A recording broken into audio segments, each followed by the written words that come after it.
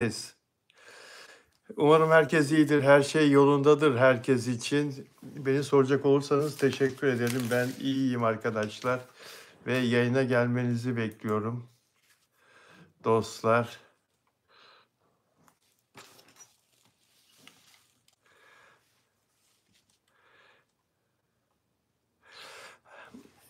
Evet, Afra ve Mert'i konuşacağız.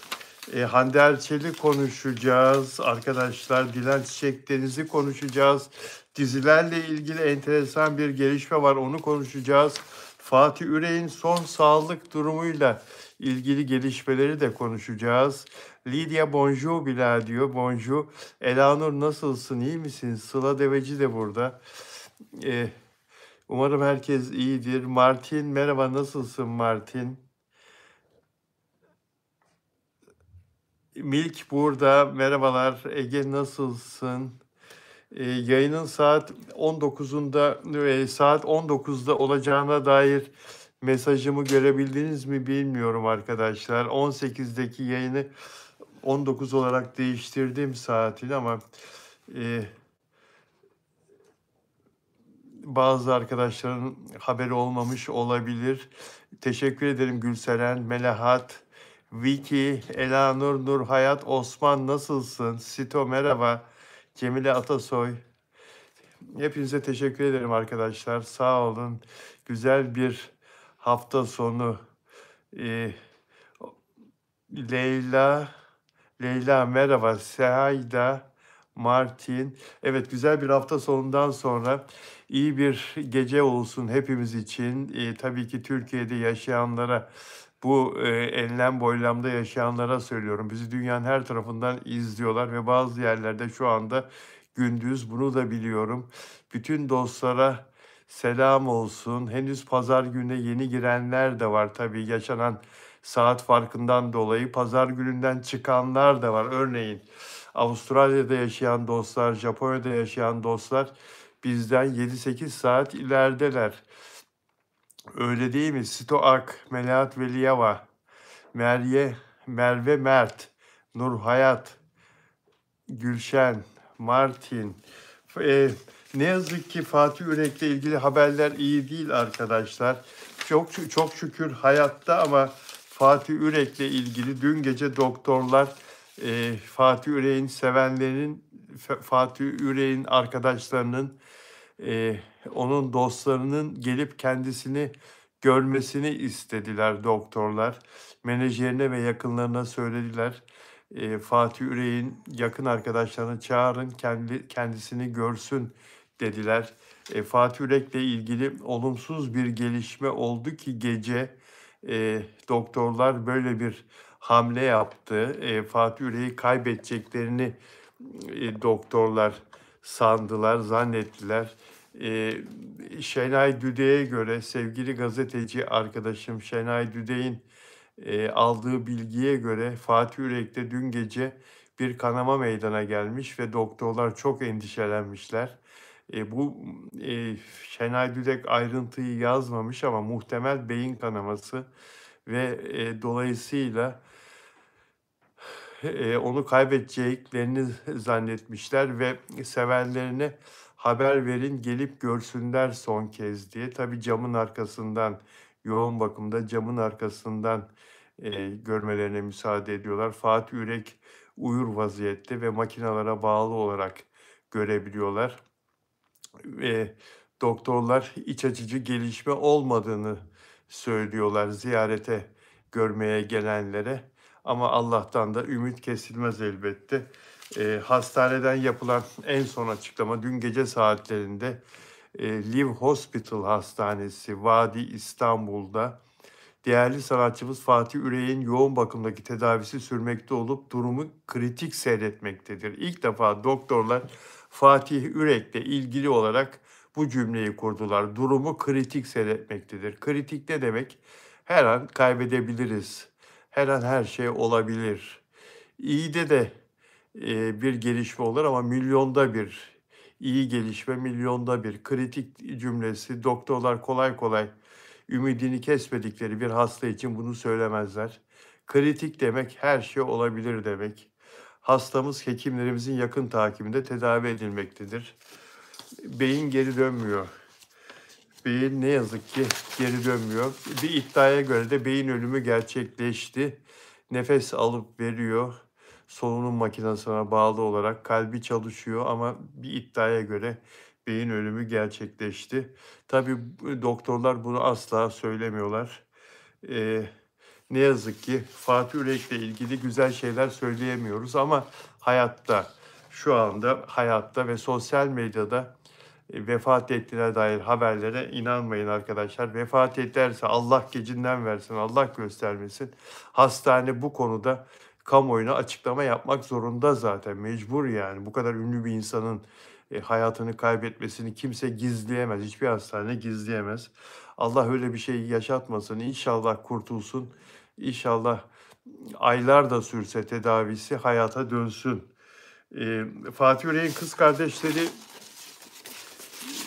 hastane önünde gazetecilerin mikrofonlarına konuştular. Fatih yaşıyor, ölüm haberleri yanlış, durumu stabil, fişi çekilmedi ya da kalbinin aletleri çıkmadı. Şu anda sadece bekliyoruz. Fatih Allah'a emanet dediler. Ümitsiz durum olduğunu onlar da ifade ediyor bu sözlerle. Fişi çekilmedi demek yani hayatına devam ediyor, yaşamaya devam ediyor demek. Fatih Yürek tabii ki bu durumun farkında değil. Nasıl bir durumda olduğunu, nasıl bir şey e, yaşadığının farkında değil. Ağır uykuda dostlar, yoğun bakımda, ağır uykuda ve doktorlar o uykudan onu çıkaramıyorlar. Çıkarsalardı 11 gün oldu. Şimdiye kadar Fatih Ürek uyanırdı ve çevresindekilere bakardı, çevresini gözlerdi. İnsanların sorularına konuşarak ya da el hareketleriyle cevap verirdi. Ama ne yazık ki Fatih Ürek sağlıklı bir durumda değil. Bunları yapamıyor. Doktorlar görmeyen varsa gelsin görsün dediler dün gece yarısı. Ve arkadaşları oyuncu Feyyaz Şerifoğlu, şarkıcı Alişan ve diğer dostları birer ikişer gelerek Fatih Ürek'i ziyaret ettiler arkadaşlar. Gördüler cam arkasından Fatih Ürek'i doktorlar kendi yakınlarına, dostlarına gösterdiler. Bildiğiniz gibi 15 Ekim'de sabah saatlerinde kalp krizi geçirmişti. Ünlü şarkıcı, sevilen şarkıcı 59 yaşındaki Fatih Ürek ve evine çok yakın olan 5 dakika mesafede olan hastaneden ambulans çağrılmıştı. İşte bu hastaneden eve gelen ambulans kalbi durmuş olan yani vefat etmiş durumdaki Fatih Ürek'in kalbine masaj yapmaya başlamıştı ambulanstaki görevli sağlık personeli ve 20 dakika süreyle yapılan masaj sonrası Fatih Ürek canlanmıştı, kalbi tekrar çalışmıştı ama beyine oksijen gitmediği için şu andaki tablo o zamandan itibaren yaşanıyor arkadaşlar. Fatih Ürek derin bir uykuda. Kalbine stent takıldı. Kalbine giden damara, tıkalı damar açıldı ama beyin için bir şey yapılamıyor arkadaşlar. Ne yazık ki Fatih Ürek beyninde meydana gelen arazdan dolayı, problemden dolayı ağır uyku durumunda arkadaşlar.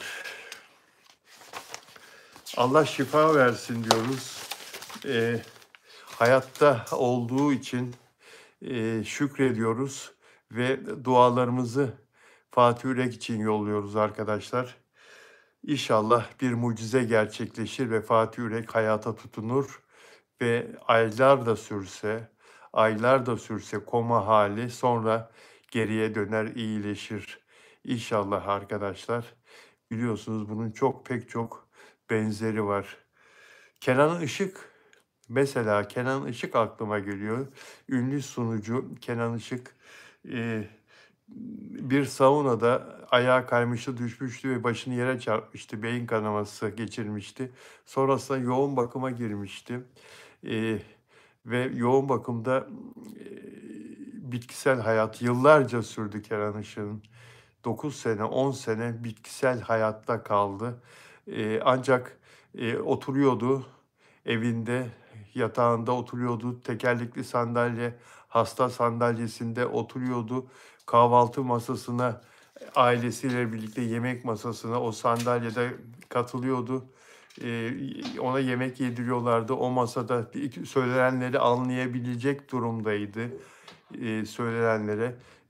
Konuşamasa bile vücut, hareketleriyle, tepki veriyordu. Yüz mimikleriyle tepki veriyordu.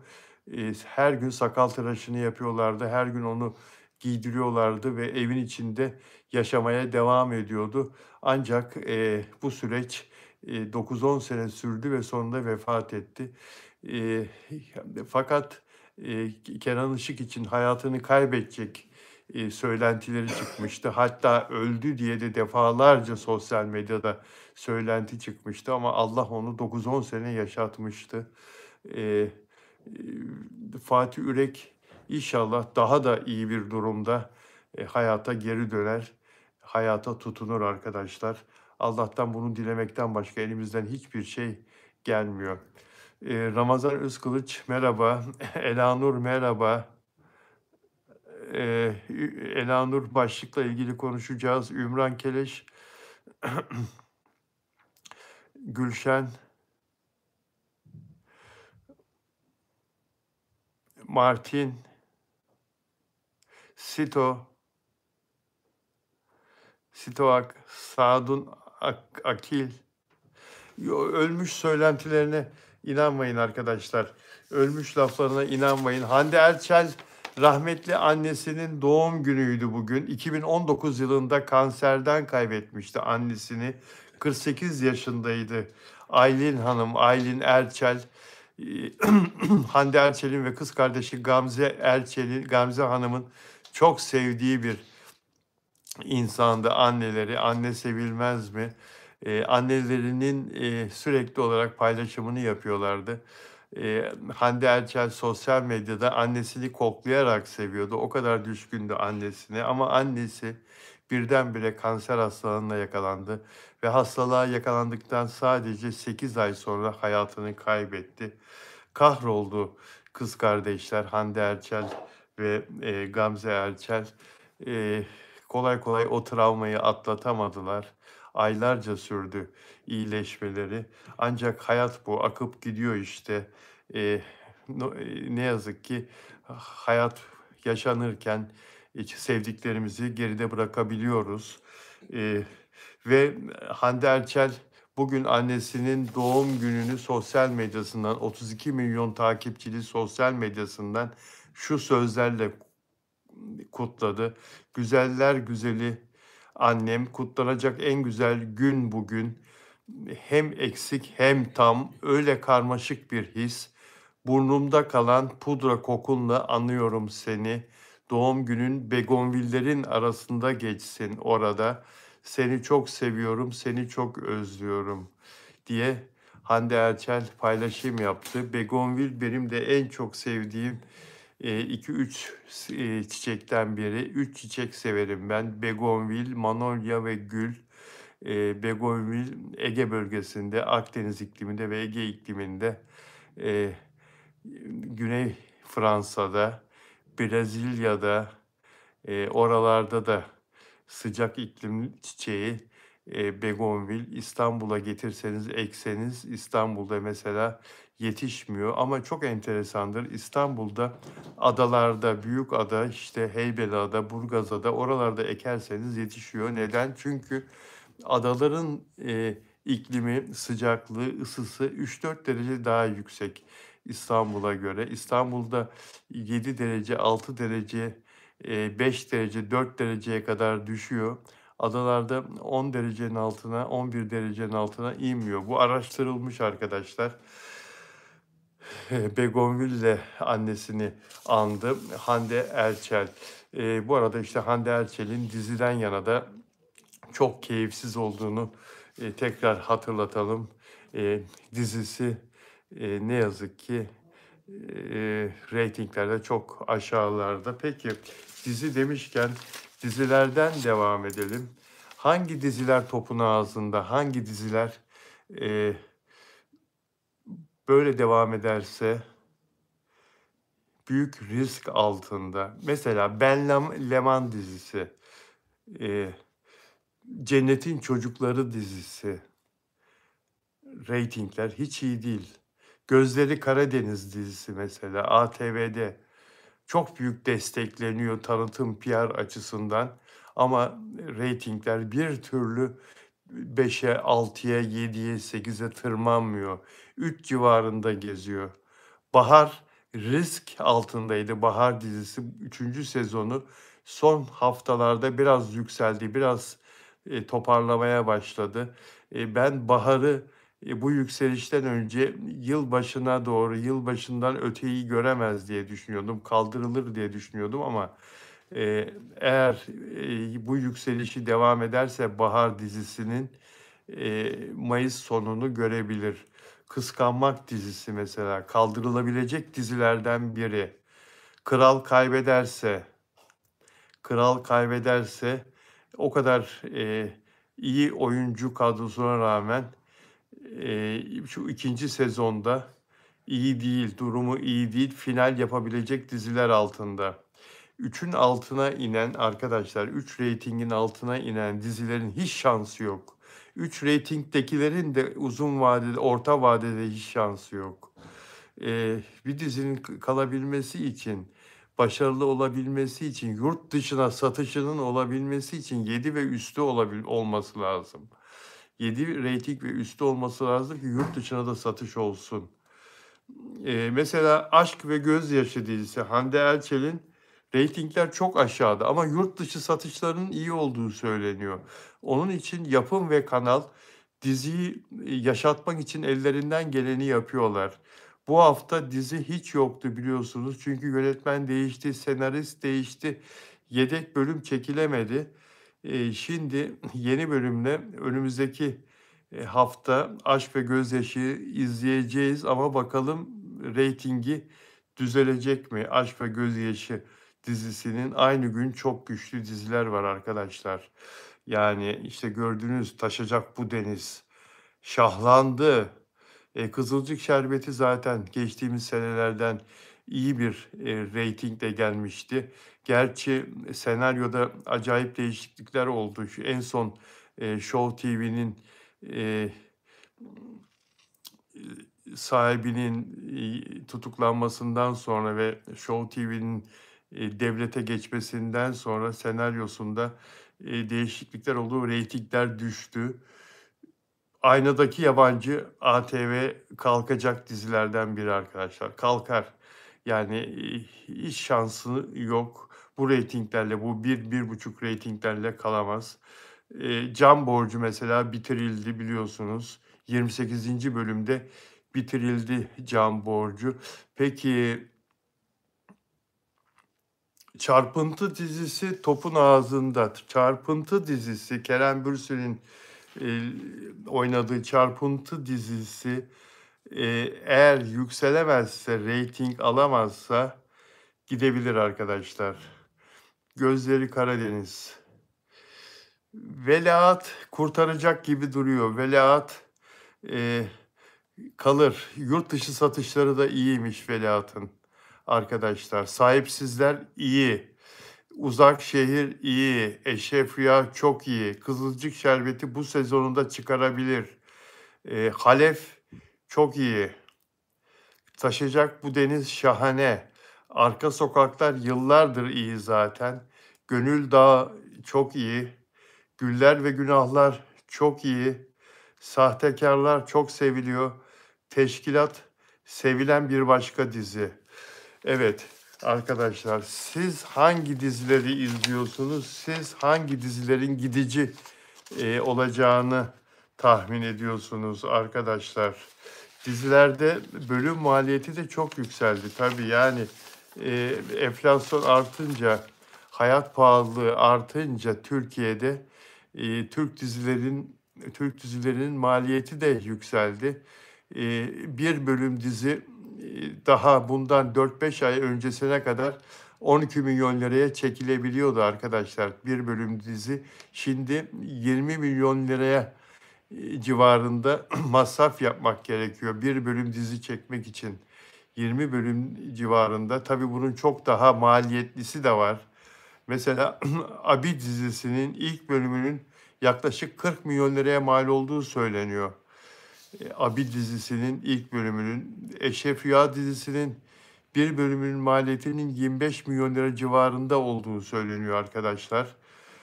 Kolay değil. Diziler çok maliyetli çekiliyor ve yurt dışı satışları da bizim yerli dizilerin yurt dışı satış fiyatları da 300 bin dolarla 600-650 bin dolar arasında değişiyor. Benim bildiğim Yalı Çapkını mesela en pahalı satılan yurt dışına dizilerden biriydi. 600-650 bin dolar son satışlar ve yaklaşık 200 civarında ülkeye satıldı arkadaşlar.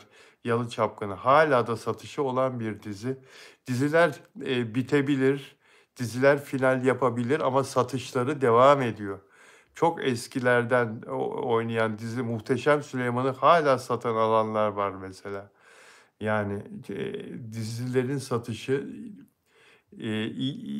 dizi eğer iyiyse ve beğeniliyorsa hakkında e, internette çok güzel şeyler yazılıyorsa, sosyal medyada da çok güzel platformlarda çok güzel şeyler yazılıyorsa dolayısıyla dizilerin uluslararası satışları dizi bitse de devam eder. Evet arkadaşlar.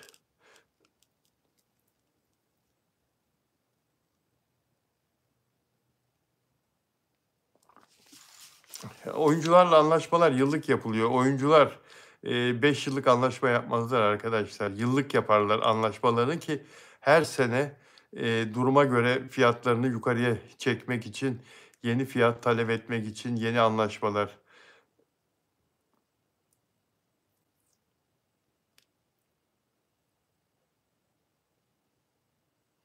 Sema diyor ki uzak şehir favorim ve güller günahlar diyor.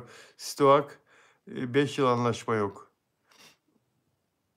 Yok. 5 yıl anlaşma yok.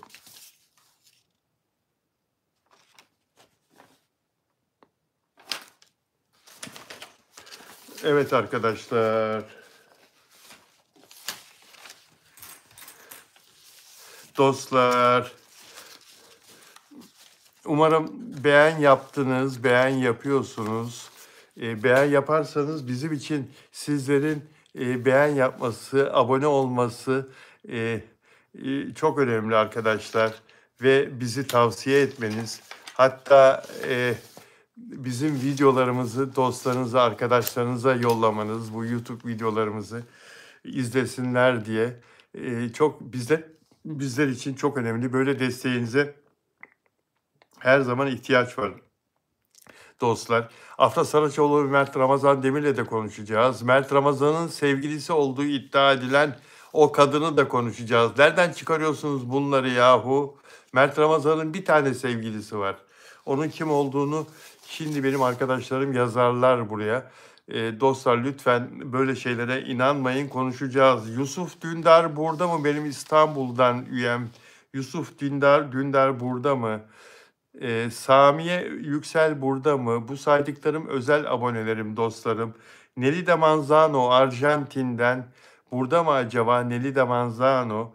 Dilek Şenyurt Frankfurt Almanya'dan burada mı acaba?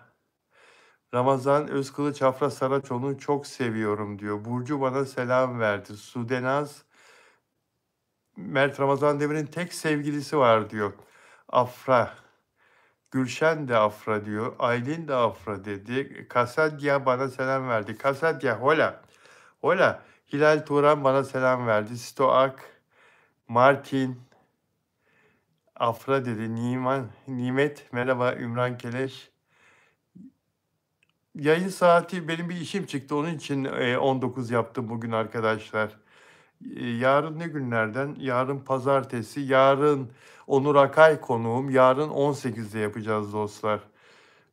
Fransa'dan Afram diyor Sevda. Peki Sevda, Fransa'ya çok selam. Pazartesi, evet, pazartesi yarın Onur Akay'la beraberiz. Dishoda Uzbekistan diyor. Peki, her yerden takip ve abonenizim diyor Sema Dumantepe. Peki Sema, çok teşekkür ederim. Delfina Dimasio, Şili'den özel abonem, özel üyem burada mı? Nelly Manzano, Arjantin'den özel abonem burada mı? Nelly de her zaman saat farkına rağmen ben yayın açtığım zaman geliyordu. Herhalde 18 zannetti bugün haklı olarak. O yüzden şu anda Nelida'yı göremiyoruz. Dostlar, isterseniz sizler de benim özel abonem, özel üyem olabilirsiniz. Bunun için yapmanız gereken şey katıl butonuna basmak. Sizi yönlendirecek YouTube arkadaşlar. Dilerseniz teşekkür de gönderebiliyorsanız pek çok aktivite var. Onlardan bazılarını isterseniz seçip siz kendiniz değerlendirebiliyorsunuz dedikten sonra.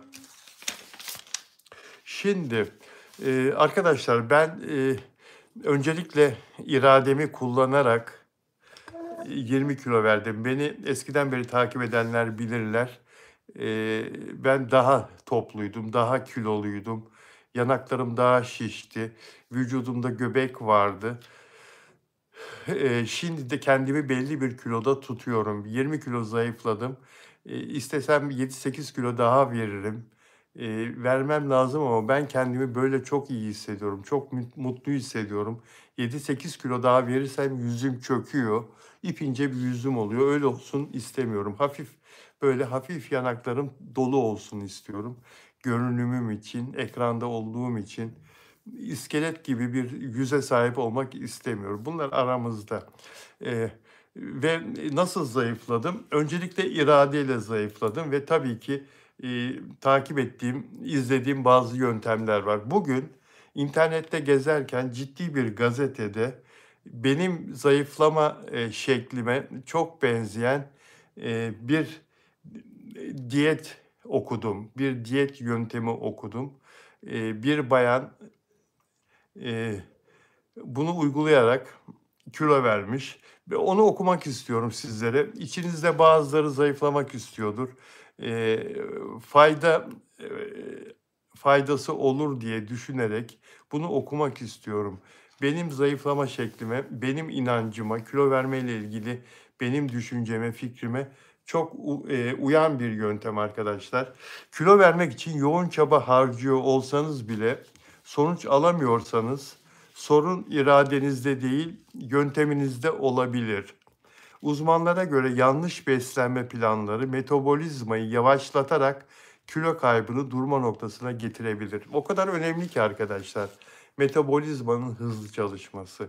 Gençler için çok sorun değil metabolizmanın hızlı çalışması. Yaşınız gençse zaten, yani gençlikten kastım 40'ın altındaysa zaten metabolizma vücut organları henüz daha hırpalanmadığı için, damarlarınız henüz daha dolmadığı için, vücudunuz saat gibi tık tık tık tık tık tık tık çok düzenli çalıştığı için metabolizma, siz spor yaptığınız zaman, belli gıdalarla diyet yaptığınız zaman o temposunu, o hızını her zaman sürdürüyor ve hızlı yağ yakıyor zaten gençlerde, ama belli bir yaşın üzerindeki 40 yaşın 45 yaşın üstündeki insanlarda metabolizma, eğer siz her şeyi doğru şekilde yapmazsanız metabolizma yavaş çalışır ve yağ yakamazsınız. Ya ben spor yapıyorum, koşuyorum bantta her gün. Ben işte 3 litre su içiyorum. Ben az yiyorum ama niye metabolizmam yavaş çalışıyor, neden zayıflayamıyorum diyorsanız işte şimdi okuyorum size arkadaşlar.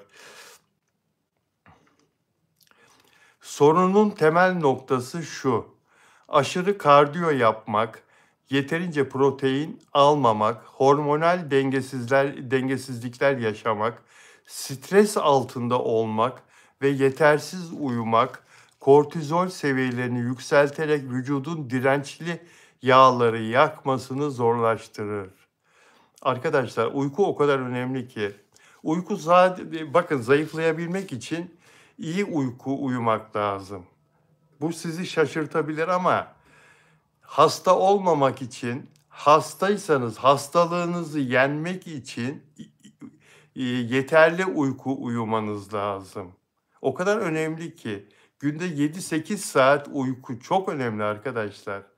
Eee, gripseniz daha çabuk ayağa kalkmak için asla uykunuzdan taviz vermemeniz gerekir.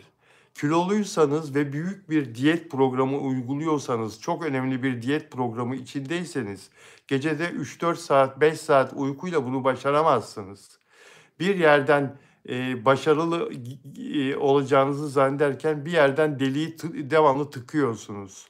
Deliği devamlı tıkıyorsunuz, suyun akmasını önlüyorsunuz, başarının gelmesini önlüyorsunuz az uyuyarak. Uyku çok önemli. Hastalıkları yenmekte, hastalığa yakalanmamak için uyku çok önemli. Stres çok önemli arkadaşlar. Üzüntü insanı söylemesi çok zor ama hasta eder. Üzüntü, stres.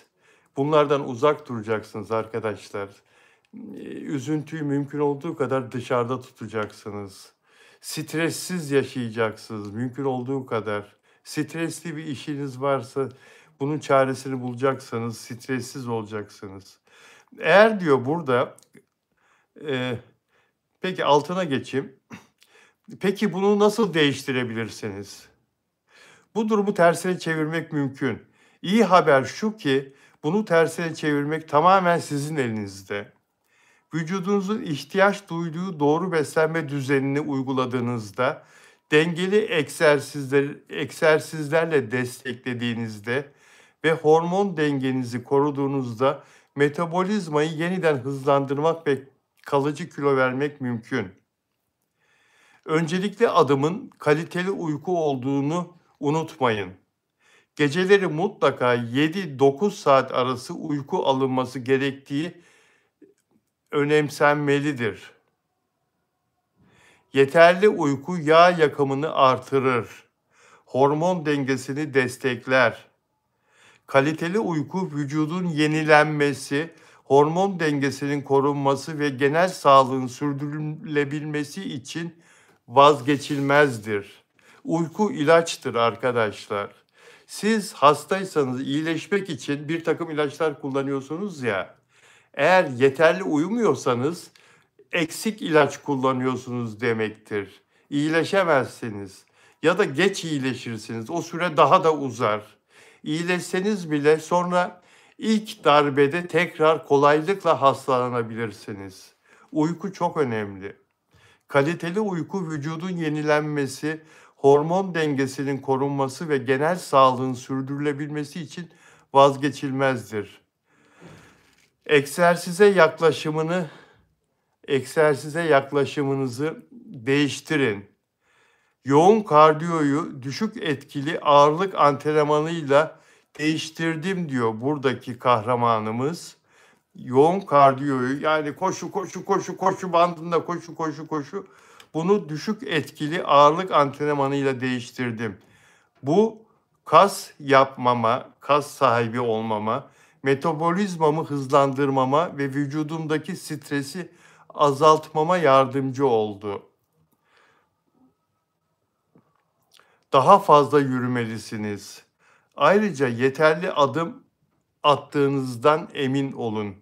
Yürümek yeni en iyi arkadaşınız olacaktır. Günlük yürüyüşe çıkmak, özellikle hızlı bir tempoda egzersiz açısından oyunun kurallarını değiştirecektir. Günde yaklaşık 30 dakika hızlı bir tempoda yürümenin benzer sayıda adım atıp daha yavaş bir tempoda yürümeye kıyasla kalp hastalığı, kanser, bunama ve ölüm riskini azalttığını buldu. Bir araştırma, bir çalışma yapılmış. Bu çalışmaya göre günde yaklaşık 30 dakika hızlı bir tempoda yürümenin benzer sayıda adım atıp daha yavaş bir tempoda yürümeye kıyasla kalp hastalığı, kanser, bunama ve ölüm riskini azalttığını bulmuş. Benim doktorum da bana bunu tavsiye etmişti. Ama şöyle, önce yavaş tempoda başlayacaksınız arkadaşlar. Bir 7-8 dakika kadar normal tempoda yürüyeceksiniz. normal tempo. Sonra hızlı tempoda ama çok hızlı, aşırı hızlı değil. Kollarınızı sallayarak, kollarınızı sallayarak bir 20 dakikada öyle yürüyeceksiniz hızlı tempoda. Bunun çok faydalı olduğunu söyledi bana. Protein alımını artırdı. Ayrıca yüksek proteinli bir diyete odaklanmak şart. Protein kas onarımı, yağ kaybı ve tokluk için çok önemlidir. Mutlaka her sabah e, kahvaltıda yumurta yiyin arkadaşlar. Ben iyice pişirip yiyorum. Top yumurta, lop yumurta deniliyor ya. Ben öyle tercih ediyorum. Her sabah 2 tane yumurta yiyin mutlaka. Klinik çalışmalara göre yaşı küçük olanlar, kilosu az olanlar yani bir tane de yiyebilirler. Klinik çalışmalara göre önerilen diyet ödeneğinden daha fazla protein tüketmek sadece vücut ağırlığını azaltmakla kalmıyor. Aynı zamanda hem düşük kalorili hem de standart kalorili diyetlerde yağ kütlesini azaltırken yağsız kütleyi koruyarak vücut kompozisyonunu da iyileştiriyor. Tabii ki en iyisi bunun bir doktora danışmak arkadaşlar. Burada benim zayıflama şeklime benzeyen bir zayıflamayı anlatıyor. Ama bunun ideali bir doktora danışmak, kişisel, kişiye göre bir öneri çıkaracaktır size. Bir uzman, bir diyetisyen, bir dahiliyeci size sizin tahlillerinizi, tetkiklerinizi yaparak, kanınıza bakarak, kan değerlerinize size uygun bir şey çıkaracaktır. Ben bu okuduklarımdan farklı olarak sabah kahvaltılarımı 8 çeşit sebzeyle yapıyorum arkadaşlar. E, Yeşil ve kırmızı, mesela kapya biberden asla vazgeçmem. Köy biberinden asla vazgeçmem. Salatalık, e, atom salata ya da marul. İkisinden biri mutlaka olur. Dereotu, ondan sonra maydanoz mutlaka olur arkadaşlar. Maydanozdan şöyle bir tutam her gün mutlaka yerim. Böbreklere çok iyi gelir maydanoz. E, Roka mutlaka yerim. Turp mutlaka her sabah. Şalgam. Bana diyorlar ki şalgam öyle çiğ mi yiyorsun? Evet, çiğ yiyorum arkadaşlar ama tabii bir parça koparıp yiyorum. Yani sizler de çünkü doğaya ne kadar yakın yaşarsanız, ne kadar doğanın bir parçası olursanız sağlığınızı o kadar koruyabilirsiniz diyor uzmanlar, doktorlar. E, Doğaya uygun beslenmek bu işin en önemli tarafı. Kilonuzu da koruyabilirsiniz. Tabii ki günde 2-2,5 litre su da içmek gerekiyor ama son sözüm bu konuda şu: mutlaka bir doktora danışın arkadaşlar. Evet, dönelim magazine. Gülşen Dönmez, Elif Afram konuşalım diyor Melahat. Ramazan Özkıç, Arka Sokaklar. E, Yeşillik, yeşillik, yeşillik diyor Nur Hayat. Aynı fikirdeyim Nur Hayat. Peki dostlar, Afra Saraçoğlu konuşacağız. Afra Saraçoğlu konuşacağız. Afra Saraçoğlu ile ilgili bir saniyenizi rica ediyorum. Şuraya bir daha bir saniye. Bu arada evet.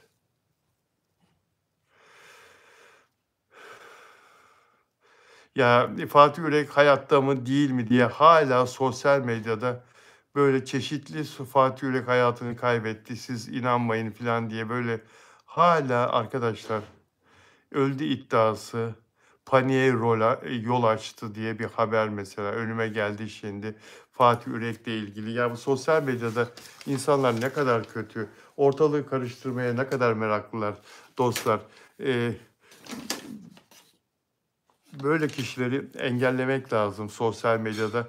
Hiç konuşturmamak lazım. Böyle kişileri e, mutlaka yasaklamak lazım. Bunların paylaşım yapmasını falan önlemek lazım. Bunlar topluma zararlı insanlar. Fatih Yürek'ten ne istersiniz ya? Fatih Yürek o kadar iyi bir insan ki. Arkadaşlar kimseye zararı yoktu biliyor musunuz? Hiç kimseye. Ben kendisini 1994 senesinden beri çok iyi tanıyorum. Yıllarca haberleri yaptım, röportajlar yaptık. Aynı televizyon programına katıldık, konuk olduk. Defalarca Fatih Yürek'te kulislerde oturdum, sohbet ettim. Çok iyi kalpli, çok temiz bir insan. Yani kimseye hiçbir art niyet düşünmeyen, kendisine yanlış yapana sırtını dönen ama o ona kötülük yapmaz, o ona yanlış yapmaz. Küser, konuşmaz, hayatından çıkarır. Fatih Yürek'in bir insana, kendisine yanlış yapan bir insanın tepkisi budur. Başkası gibi ona zarar vermeye çalışmaz. Hiç kimseye bir kötü düşünmeyen bir insandı Fatih Yürek. Yani e, ve yokluktan, sıfırdan gelip babası Erzurum'da sucuk fabrikasında çalışıyordu. Ve Erzurum'da daha iyi şartlarda yaşamak için Bursa'ya taşıdı ailesini. Fatih Yürek küçük bir çocukken, ablalarıyla beraber, kardeşleriyle beraber ufak bir çocukken Bursa'da babası kasaplığa başladı. Kasap dükkanı açtı ama işleri yürütemedi. Alkolün de çok zararı oldu babasına. İflas etti. İflas etmiş bir ailenin çocuğu olarak Fatih Yürek 6 yaşında çalışmaya başladı. 6 yaşında. Yani tırnaklarıyla kazıya kazıya 9 yaşında tesadüf eseri çok istediği oyunculuğa geçti biliyor musunuz Fatih Yürek? 9 yaşında oyuncu olmayı başardı tiyatroda. Tiyatroda çocuk oyuncu arıyorlardı. Sınava tabi tuttular başvuranları. Buna dediler ki sen de başvur. Sınava tabi tutulacaksın. Sınavda geçti Fatih Yürek 9 yaşında ve orada tiyatroda hem ortalığı toparlıyor, süpürüyor, çay getiriyor, götürüyor. Orada yardımcı oluyor. Hem de provalara katılıyor ve oyunculuk yapıyor.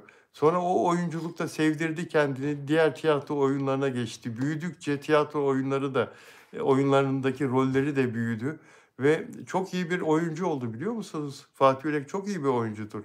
Ama baktı ki tiyatrodan para fazla kazanılmıyor. Sesi de güzel. Şarkı söylediği zaman arkadaşlar arasında falan çok takdir görüyor. Ben dedi şarkıcılık yapacağım. 20 yaşında şarkıcılık yapmaya başladı Fatih Yürek. İstanbul'da barlarda çıkmaya başladı. Ya dediler bu çocuk ne güzel eğlendiriyor insanları. Harika Fatih diye bir çocuk var. Harika eğlendiriyor insanları. Fatih Yürek ben paparazzi programını yaparken elinde kasetiyle Bilal Bey sizle tanışmaya geldim. İlk kasetimi çıkardım diye gelmişti 1993-94 senesi. İlk kasetimi çıkardım diye pırıl pırıl bir genç. Ve o kasette zaten o ilk albümüyle parladı, yükseldi, yükseldi, yükseldi. 35 sene o başarı sürdü. Fatih Yürek, ne istersiniz Fatih Yürek'ten ya? Bunu ortaya atanlar, Fatih Yürek için o öldü diye yalan yayanlar, siz ölmeyecek misiniz kardeşim? Hepimiz öleceğiz ya zamanı geldiği zaman. Fatih Yürek yaşıyor. Fatih Yürek son nefesini vermeden kim bilir kaç tane insan son nefesini verecek dünya üzerinde. Bu iş sırayla olmuyor ki. Bu iş Allah'ın takdiri. Kimin ne zaman öleceğini bir tek Allah bilir. Fatih Yürek ölecek diyenler Allah göstermesin ama ya gözünü ondan evvel kaparsa? Allah korusun olmasın öyle bir şey. Kimse ölmesin. Herkese Allah bir kaderine ne yazıyorsa o gerçekleşsin ama yani uğraşmayın ya insanla. Fatih Yürek gerçekten melek gibi bir insan. Gerçekten çok iyi bir insan. Hani derler ya nasıl bilirdiniz? Çok çok iyi bilirim Fatih Yürek'i. Yani çok iyi bilirim Fatih Yürek'i. Ben delikanlıyım diyen nice insanlardan o Fatih Yürek çok daha delikanlıdır. Bunun da böyle bilinmesini isterim. Bu da böyle bilinsin. Aynen de öyle. Afra Saraçoğlu, Mert Ramazan Demir konuşalım dostlar. Mert Ramazan Demir'e bir bayan yakıştırıldı. Bir İngiliz, Londralı bir model yakıştırıldı. Britney Burke. Bu hanımın sevgilisi var ve bu hanım nişanlı arkadaşlar. Güzel bir kadın. Güzel bir kadın ve Mert Ramazan Demir'i takibe aldı. Fanlardan biri Mert bekar biri diye yazınca kız paylaşımı beğeniyor. Ve Mert'e hayranlık duyan birisi olduğu belli. Fakat bu kadın, bu hanım Britney Burke e, iddia edildiği gibi Mert'in sevgilisi falan değil. Başlığı soruyordunuz ya, başlık ne diye. İşte bununla ilgili. Mert'in sevgilisi falan değil. İddia edildiği gibi. Bu kadının nişanlısı var arkadaşlar. Ve bu kadın Afra Saraçoğlu'nu da beğendi. Benim bildiğim, benim gördüğüm Afra Saraçoğlu'nun 2 tane postunu beğendi. Bu kadın etkileşim peşinde. Anladınız mı şimdi? Etkileşim peşinde. Şimdi dün Mert Ramazan Demir'i burada Afra Saraçoğlu'nu Onur Akay'la da konuştuk. Onur Akay sağ olsun çok güzel haberler verdi sizlere. Daha evvel kendisine iletilen sözlerin gerçeği yansıtmadığını öğrendiğini, Mert'le Afra arasında bir tatsızlık olmadığını, yaşanmadığını, onların mutlu olduklarını söyledi ve birlikte köpeklerini ortak veterinerlerine götürdüklerini söyledi. Kendisinin de veterinerinin aynı kişi olduğundan bahsetti. Bizler için, gazeteciler için, işte magazin yazarları için zaman zaman ünlülerin dişçisi haber kaynağı olur. Köpeklerinin veterineri haber kaynağı olur. Şoförü olur, bahçıvanı olur, evdeki yardımcı kadın haber kaynağı olur, apartmanın güvenlik görevlisi haber kaynağı olur. Sanıyorum burada ortak veterinerden bu bilgiyi almış. Bu haber kaynağı ortak veteriner Onur Akay'ın. Evet, dün Mert ve Afra'yı konuşurken arkadaşlar Mert Ramazan Demir'in bölüm başına aldığı ücretin 2,5 milyon lira olduğunu konuştuk ama ben çok daha fazlasıdır dedim.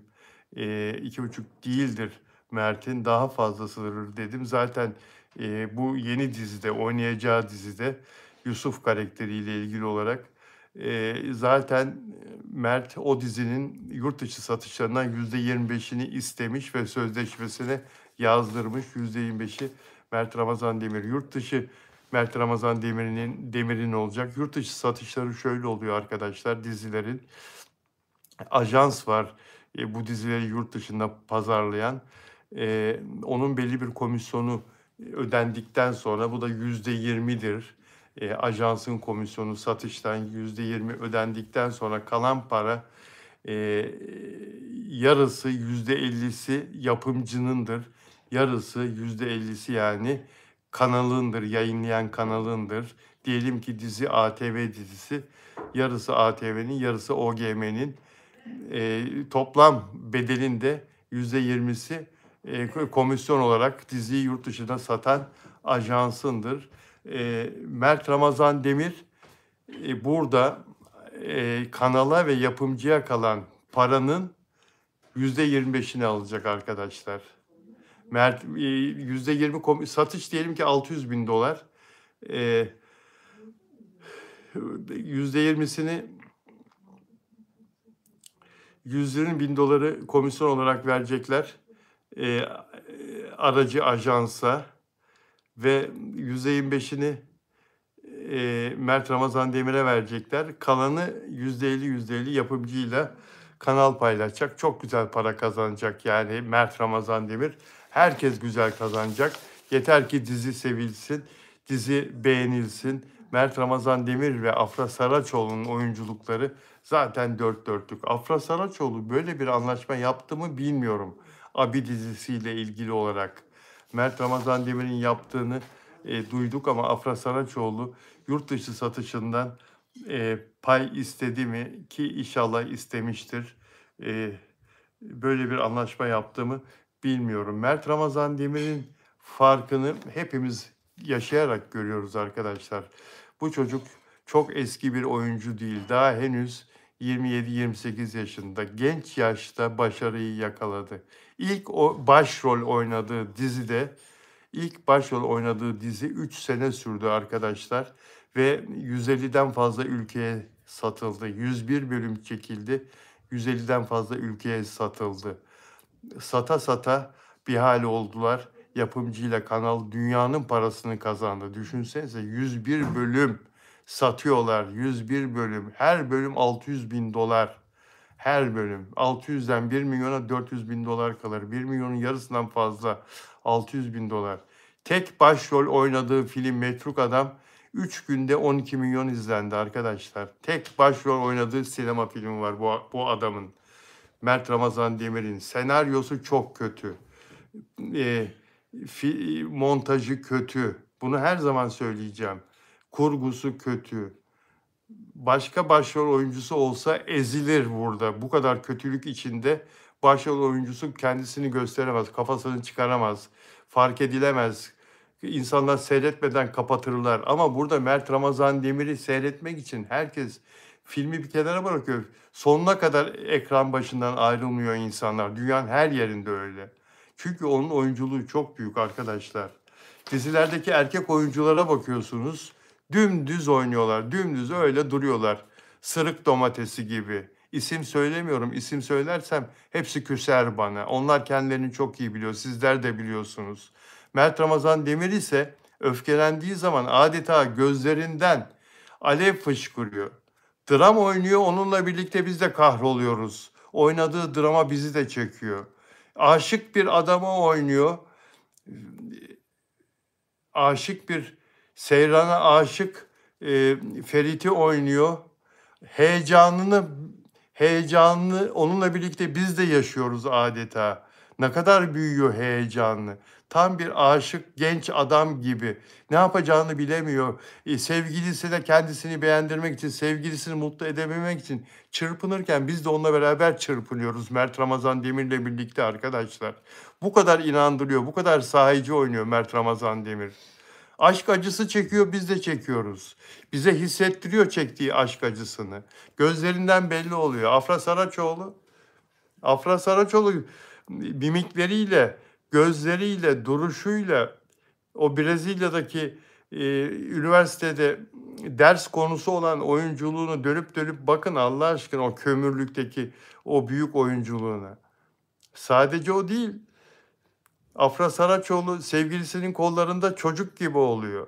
Nasıl masumlaşıyor, nasıl sevilen kadını nasıl büyüterek oynuyor, nasıl sahici oynuyor mesela. Ama kendisine haksızlık yapıldığı zaman da haksızlığa uğramış bir kadını nasıl yansıtıyor beyaz camda? He? O gözlerindeki o öfke, fakat hiçbir zaman kalitesini bozmayan, hiçbir zaman e, e, çirkinleşmeyen bir oyun ortaya koyuyor. Görüyoruz ya. Ne kadın oyuncular görüyoruz ekranda. Yani seyretmek diziyi, konseptini mesela bir dizi oynuyor. Konseptini beğeniyorum. Hangisi? İşte bu kalbi filan sonradan takılan kadın şeyin oynadığı Kerem Bürsin'in oynadığı dizi. Çarpıntı. Evet Şebnem. Çarpıntı dizisi. Abi orada bir kadın çıkıyor. Kimdi o? Kızın annesi. Çocukların annesi.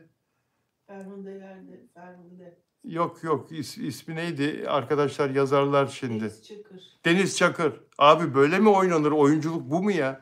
Oyunculuk bu mu? Ya nasıl itici bir oyunculuk ya? Yani orada sinirleneceğim diye kadıncağız.